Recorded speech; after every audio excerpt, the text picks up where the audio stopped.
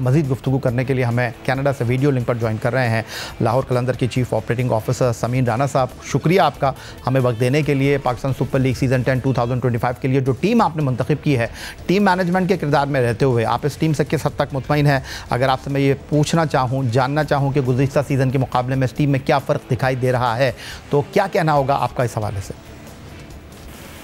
सबसे पहले तो बहुत शुक्रिया या भाई मुझे इनवाइट करने का। देखिए, जो हमने ड्राफ्ट में अपने ऑब्जेक्टिव सेट किए थे वो हमने काफ़ी हद तक अचीव किए, बल्कि मैं कहूँगा कि हमने 100% अचीव किए। जो इम्पोर्टेंट पार्ट होता है वो रिटेंशंस का होता है। आई थिंक इस दफ़ा रिटेंशन में हमने काफ़ी ज़्यादा फोकस किया था कि अपनी कोर जो है उसको आइडेंटिफाई करें और फिर उसके बाद उसको सिलेक्ट करें, उसको रिटेन करें। वंस यू हैव अपनी कोर आपकी जो है वो सॉर्टेड आउट हो जाती है, तो फिर ड्राफ्ट जो होता है वो आपका एक तरह से गैप्स को फिल करना ही रह जाता है। तो उसमें हम लकी थे कि हमारे पास पहली पिक थी और डैरल मिचेल की सूरत में हमने मिडिल ऑर्डर में, जो कि पिछले साल हमारा गैप था, जो आपने सवाल भी पूछा कि पिछले साल से इस दफ़ा क्या डिफरेंट था, तो पिछले साल में हमने काफ़ी सारे ओपनर्स रखे हुए थे जिसमें फ़खर जमान भी थे, साहबजादा फरहान भी थे, अब्दुल्ला शफीक भी थे, फिर रासी बर्नडूसन भी टॉप 3 नंबर्स पे ही ज़्यादा इफेक्टिव खेलते, तो शे होप थे जो भी टॉप 3 के प्लेयर्स थे। तो एक मोनोटोनस सी हमारी बैटिंग लाइनअप थी, उसको एड्रेस करने की इस दफ़ा कोशिश की है। और जो आपकी क्रूशियल पोजीशंस हैं 4-5 जो है उसके ऊपर हमने सैम बिलिंग और जो आपके डैरल मिचेल जैसे माइनस प्लेयर्स जो हैं उनको सिलेक्ट किया है। तो मेरा ख्याल में ये एक हमारे लिए पिछले साल की निस्बत इस दफ़ा हमें उम्मीद है ये काफ़ी बेहतर होगा। तो समीन राना साहब, क्या मैं ये कह सकता हूँ कि एक मरतबा फिर पाकिस्तान टीम की मौजूदा बॉलिंग लाइनअप उसकी कोर आपके साथ एसोसिएट है? शाहीन आफरीदी, हारिस रऊफ और उभरते ऑलराउंडर जहांदाद खान आपके साथ हैं, जमान खान आपकी टीम का हिस्सा है, सिकंदर रज़ा एक बेहतरीन ऑलराउंडर हैं जिम्बाब्वे के, उन्होंने लाहौर कलंदर के लिए जब भी खेला दिल से खेला। तो क्या मैं ये कह सकता हूँ कि आपकी बॉलिंग बैटिंग से ज़्यादा बेहतर दिखाई दे रही है? देखिए, ऑब्वियसली बॉलिंग पाकिस्तानी, अगर आप टैलेंट की बात करें तो हम इस मामले में अगेन लकी हैं कि हमारे पास पाकिस्तान का बेस्ट टैलेंट फास्ट बॉलिंग के शोबे में, चाहे शहीन आफरीदी हो, हारिस रऊफ, जमान खान, जहांदाद और डेविड पीसे की सूरत में एक इंटरनेशनल क्वालिटी के बॉलर जो है। तो फास्ट बॉलिंग जो है वो हमारी स्ट्रेंथ है।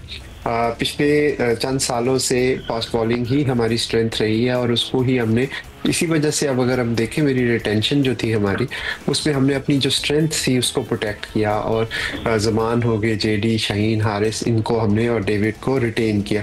तो हमारी ये जो बॉलिंग की स्ट्रेंथ है ये काफ़ी अरसे से साथ चलती आ रही है, लेकिन इस दफ़ा मैं समझता हूँ कि हमने अपनी बैटिंग को भी स्ट्रेंथन किया है पिछले सालों के मुकाबले में, और हमने जो रोल था उसको फोकस किया है रादर देन कि हमने नामों को फोकस करते। हमने जिस तरह मैंने आपको मिसाल दी, चौथे 5वें नंबर के जो स्पेशलिस्ट बैट्समैन हैं हमने उनको प्रेफरेंस दी है, और मुझे लगता है कि इस दफ़ा हमारी बैटिंग लाइनअप भी पहले के मुकाबले में ज़्यादा मजबूत है। समीन राना साहब, इस वक्त जो पाकिस्तान सुपर लीग सीज़न 10 को लेकर गुफ्तगू चल रही है कि आईपीएल और पीएसएल का शेड्यूल एक साथ क्लैश कर रहा है, आप एक टीम ओनर की हैसियत से गैर मुल्की खिलाड़ियों की दस्तियाबी से किस हद तक मुतमईन है? काम तासुर यही था कि पाकिस्तान सुपर लीग सीज़न 25 में गैर मुल्की खिलाड़ी शामिल नहीं होंगे, लेकिन हमने देखा Daryl Mitchell, David Warner, New Zealand के मार्क चैपमैन और फास्ट बॉलर एडम मिलर समेत बहुत से खिलाड़ी सीज़न में पाकिस्तान सुपर लीग का हिस्सा हैं। समीन, दूसरा सबसे बड़ा सवाल यह है कि जो खिलाड़ी आपसे मुआहदा कर लेते हैं वो 20 सीज़न में पीएसएल को छोड़कर चले जाते थे, लेकिन इस बार आईपीएल और पीएसएल एक साथ ही शेड्यूल हैं, तो जो खिलाड़ी होगा वो वहीं खेलेगा, जो यहाँ होगा वो यहीं खेलेगा। इस हवाले से आप क्या कहेंगे? जी बिल्कुल, ये डेफिनेटली एक एडवांटेज है, क्योंकि आपको पता है जिस तरह जब आईपीएल हो रही होती है तो उस विंडो में दुनिया की कोई भी क्रिकेट नहीं हो रही होती। जब हमारी पहले जो विंडो थी फरवरी मार्च वाली, उसमें अक्सर आप देखते थे कि बायलैटरल सीरीज हो रही होती थी, जो टॉप क्वालिटी के नेशनल प्लेयर्स हैं वो अपनी बायलैटरल सीरीज में बिजी होते थे।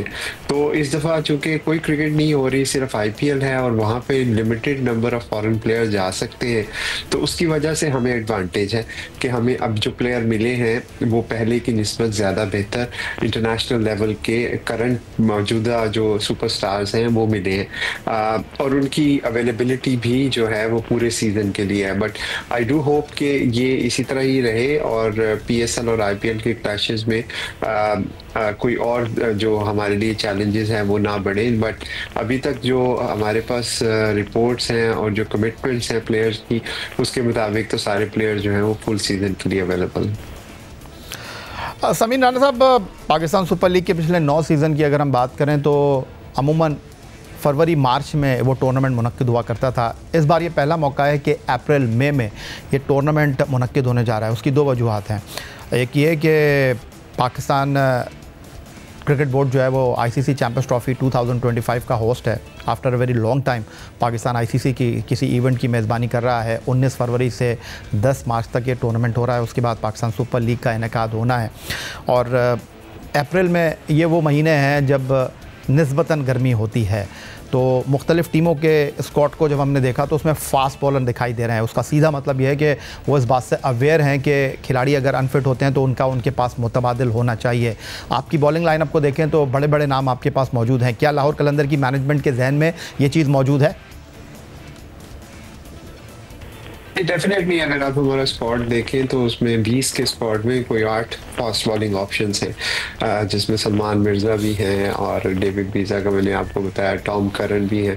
तो हमारी भी ऑब्वियसली ये कोशिश है कि क्योंकि फास्ट बॉलर एक ऐसा शुबा है जहाँ पे वर्कलोड की वजह से या कंडीशंस की वजह से बॉलर्स के ऊपर काफ़ी प्रेशर होता है और उनकी बॉडी की रिक्वायरमेंट जो होती है वो इंजरी प्रोन हो जाते हैं, इस हार्श वेदर में खेलते हैं।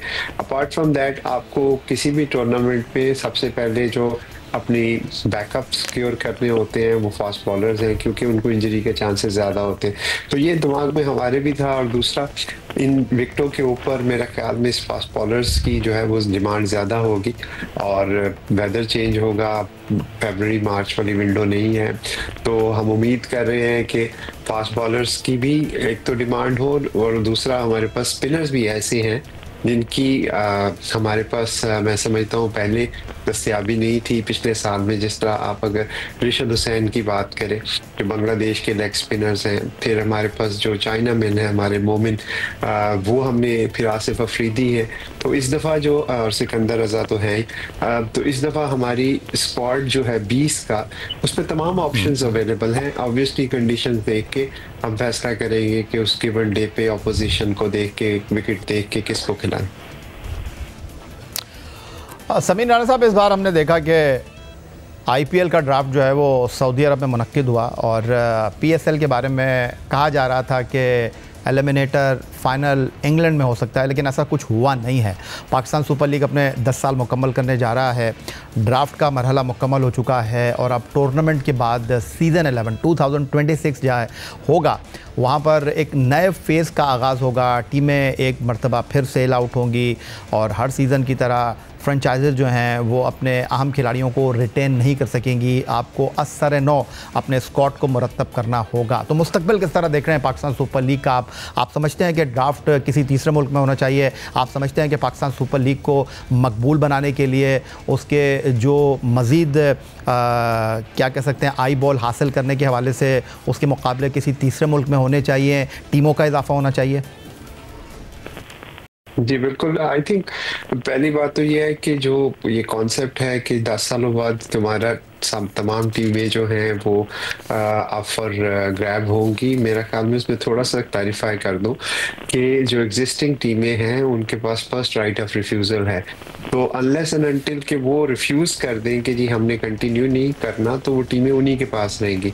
हाँ, पाकिस्तान क्रिकेट बोर्ड की जो अभी तक हमें नज़र आया है कोशिश है कि वो 2 मज़ीद टीमें ऐड करें और उन दो मजीद टीमों को ऐड करके टूर्नामेंट की को बड़ा किया जाए। मेरा ख्याल में वो भी एक पॉसिबिलिटी है, लेकिन उसके साथ साथ जो इम्पोर्टेंट चीज़ है वो इस टूर्नामेंट को बड़ा करने के लिए इसकी कमर्शियल्स को या कमर्शियल वैल्यूज़ को बड़ा करने की ज़रूरत है।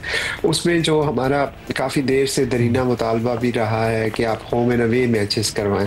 बहुत अच्छी बात है कि इस दफ़ा आपने देखा कि मोहसिन नकवी साहब ने जिस तरह से पाकिस्तान के क्रिकेट स्टेडियम को एक तरह से नई रूह फूंक दी है, उसके अंदर उसको एक नई जिद्दत दे दी है। कदाफी स्टेडियम को, कराची के स्टेडियम को, पिंडी के स्टेडियम को, और मैं सुनने में आ रहा है कि पेशावर का स्टेडियम भी रेडी है। तो मैं उम्मीद करता हूँ कि मुल्तान में पास भी स्टेडियम है, तो कोयटा एक बच जाएगा।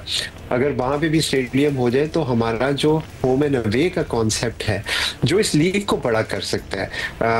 बाहर जद्दा में ड्राफ्ट करवाना भी एक अच्छी पॉसिबिलिटी है। उससे आपके पास इंटरनेशनल ऑडियंस के लिए एक अट्रैक्शन क्रिएट होती है। लेकिन हमारा मुल्क माशाल्लाह इतना बड़ा है, 240 मिलियन का मुल्क है, जिसके अंदर अगर हम अब लीग को अपने मुल्क के अंदर ही ज़्यादा एक्सपैंड करें तो अभी हमारे पास बहुत कैपेसिटी है।